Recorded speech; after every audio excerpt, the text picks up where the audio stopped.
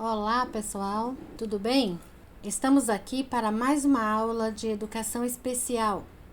Eu sou a professora Clarice do Instituto Federal de Educação de Pedro II. Hoje nós falaremos um pouco sobre o fazer do cuidador junto ao aluno com deficiência no contexto escolar e seus múltiplos sentidos.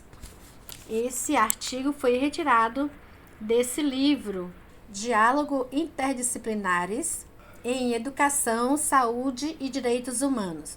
Esse livro foi publicado esta semana.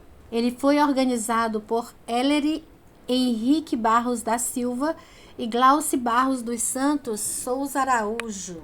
Então, olhando aqui a ficha desse livro, Diálogo Interdisciplinares em Educação, Saúde e Direitos Humanos. Ele foi publicado agora, essa semana, e tem esse artigo que a gente vai trabalhar.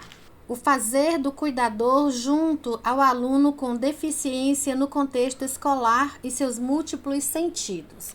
Ele foi escrito pelos autores Maria Valdicélsia, Regina de Souza, Railson Bezerra, Domingas Beatriz. No resumo dele diz o seguinte, que ele fala do papel do cuidador junto ao aluno com deficiência no contexto escolar, E ele traz a abordagem histórico-cultural. Vocês lembram que nas aulas passadas, a gente estudou sobre essa teoria de Vygotsky.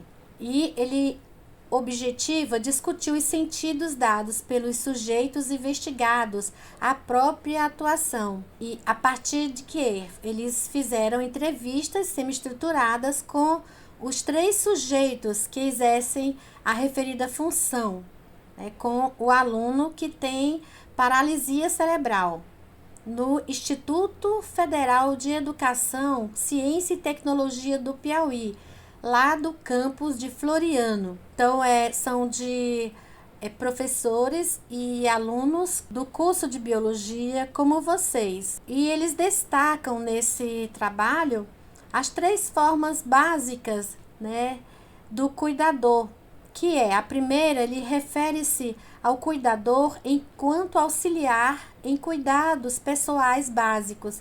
A segunda é relacionada ao cuidador enquanto mediador pedagógico. E a terceira, reportando-se ao cuidador enquanto mediador da relação professor e aluno.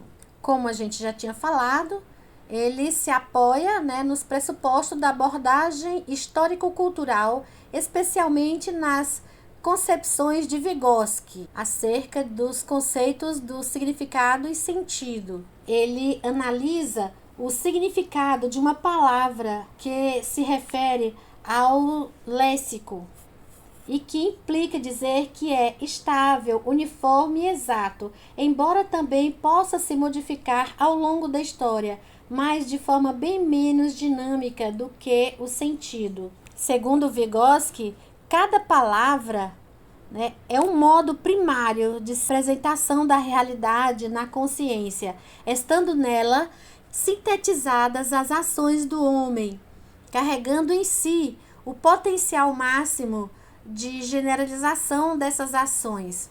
Ele diz que há um desenvolvimento funcional, e não da idade. A pessoa, o ser humano, ele se desenvolve passando pelos estágios, por fases desse estágio. E ele diz o seguinte, que o sentido é sempre uma formação dinâmica, fluida, complexa, que tem várias zonas de estabilidade variada. O significado é apenas uma dessas zonas do sentido e que a palavra adquire no contexto de algum discurso e, ademais, uma zona mais estável, uniforme e exata. Como se sabe, em contextos diferentes, a palavra muda facilmente de sentido.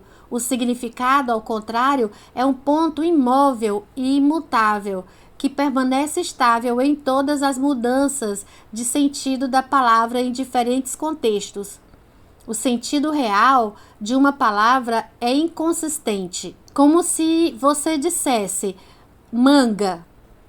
A palavra manga, ela tem vários sentidos, mas se no contexto eu estou falando de uma fruta, vou comer manga. Ele tem um sentido real. Quando eu penso na palavra, já imagino a fruta manga. É claro que essa palavra, ela tem outros significados.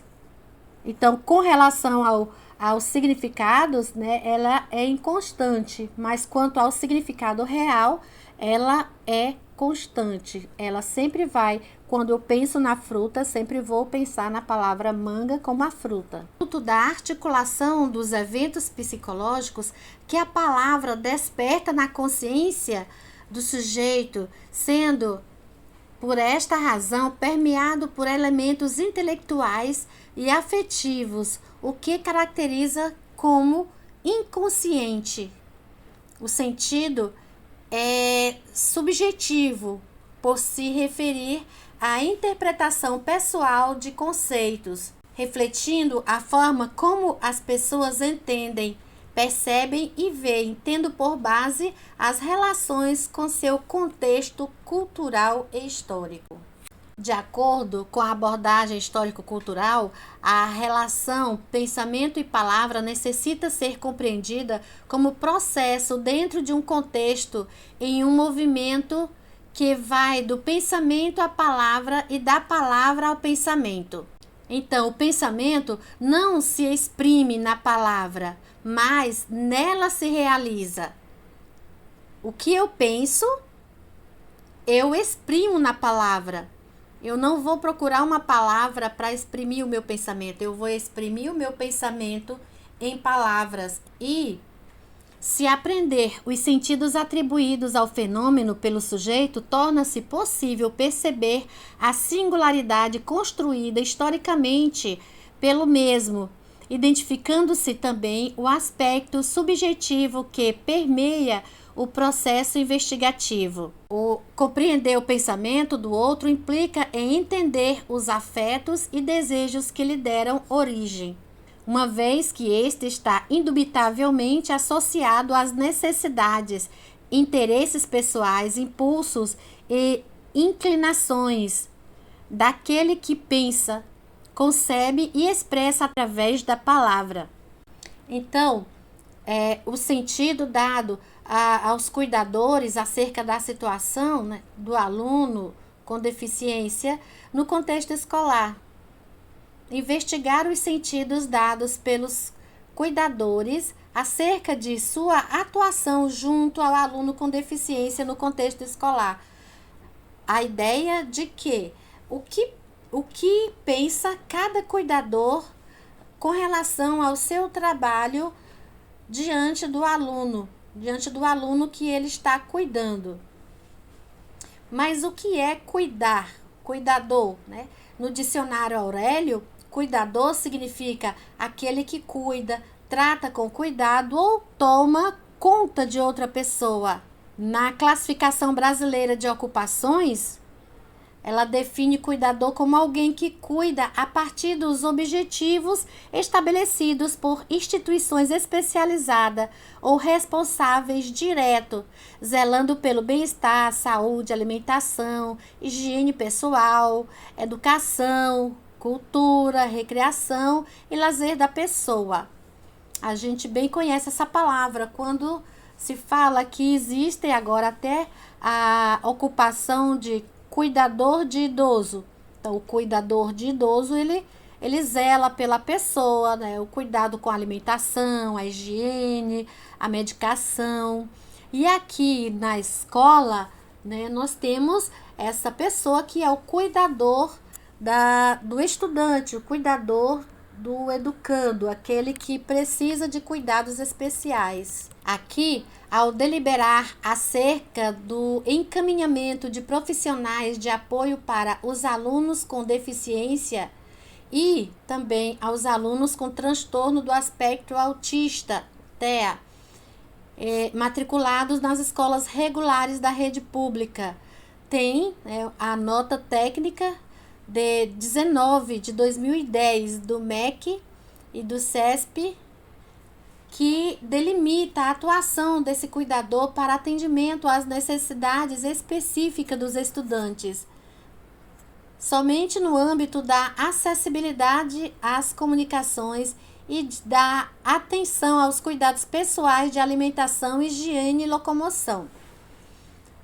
Mais tarde você verá que os cuidadores do estudante, do nosso caso, eles tentam fazer e sentem necessidade de fazer bem mais que esses cuidados. Na prática, existe 3 viés: o cuidador enquanto auxiliar dos cuidados básicos, que se refere ao cuidador enquanto mediador pedagógico, e cuidador enquanto mediador da relação professor-aluno. Então, ele acaba se tornando o cuidador nessas 3 formas: dos cuidados básicos, como mediador pedagógico e como mediador das relações professor-aluno. Aqui, observa-se que o fazer do mesmo vai além das ações básicas como higiene, locomoção, etc., né? Ele envolve também estabelecimento de estratégias pedagógicas com vistas à promoção da aprendizagem dos alunos, que é o público-alvo da educação especial no contexto escolar, bem como em algumas situações requer intervenções qualitativas na relação entre o professor e o aluno assistido. No próximo vídeo falaremos sobre o método. Forte abraço, até já! Vou deixar o livro para vocês lerem na plataforma de estudo. Então, procurem ler para mais tarde fazer as atividades propostas na plataforma.